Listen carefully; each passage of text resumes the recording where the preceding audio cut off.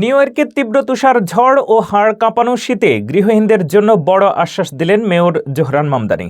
শহর জুড়ে খোলা হয়েছে ওয়ার্মিং সেন্টার ও শতাধিক শেল্টার। কোড ব্লু জারির ফলে 311-এ কল করলেই মিলছে জরুরি আশ্রয়ের সুযোগ।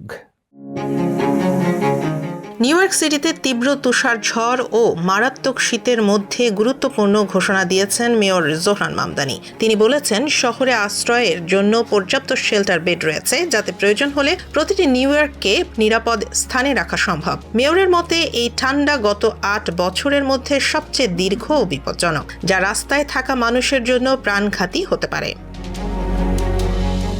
ইতোমধ্যে শনিবার ও রবিবার মিলিয়ে 6 জনের মরদেহ বাইরে পাওয়া গেছে, যদিও প্রাথমিকভাবে তারা সবাই গৃহহীন ছিলেন কিনা তা নিশ্চিত করা যায়নি। তবে এই ঘটনাগুলো চরম শীতের ঝুঁকির বাস্তব প্রমাণ।